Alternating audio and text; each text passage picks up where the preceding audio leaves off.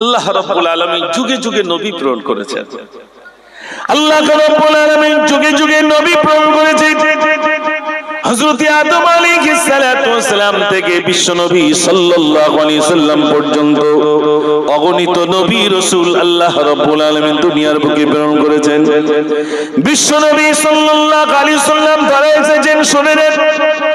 বিশ্ব নবী সাল্লাল্লাহু আলাইহি সাল্লাম জিবরিল আমিনকে জিজ্ঞাসা করলেন, এ জিবরিল আমিন, তোমার বয়স কত? জিবরিল আমিন বললেন, ইয়া রাসূলুল্লাহ, আমার বয়স কত আমি জানি না, তবে পশ্চিম আকাশে একটা তারা দেখতাম, ওই তারাটা আমি একবার নয় দুইবার নয়, বরং আমি ৭২,০০০ বার আমি দেখেছি। যে তারাটি ৭০,০০০ বছর পরে একবার করে ওঠে, ওই তারাটি আমার লাইফে আমি একবার নয় দুইবার নয় ৭২,০০০ বার দেখেছি। আল্লাহর নবী বললেন, জিবরিল, ওই তারাটিকে তুমি দেখতে পাও? জিবরিল বললেন, ইয়া রাসূলুল্লাহ, আমি আর ওই তারাটি দেখতে পাই না।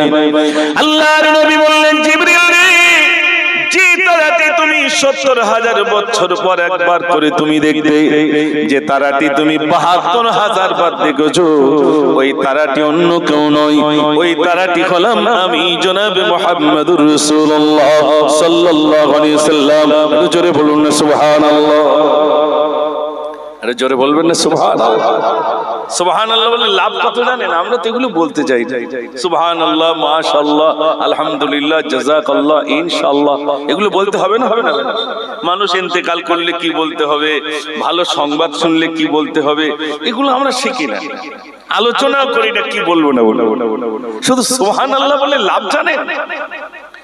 জবরদস্ত আল্লাহর ওলি রাস্তা দিয়ে চলেছে, পাশেই দেখছেন বিরাট একটি কবরস্থান।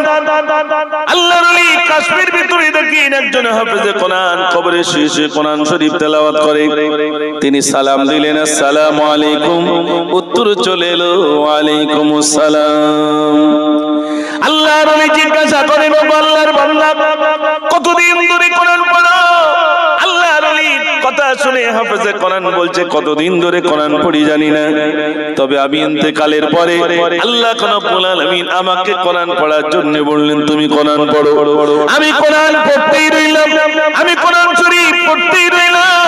আমি একবার নয় দুইবার নয়, বরং আমি ৭০,০০০ খতম পড়েছি। একটু জোরে বলুন না সুবহানাল্লাহ। কত হাজার? কত?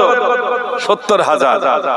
আল্লাহর ওলিকে হাফেজে কোরআন বলে, আমার ৭০,০০০ খতম বিক্রি করে দেব।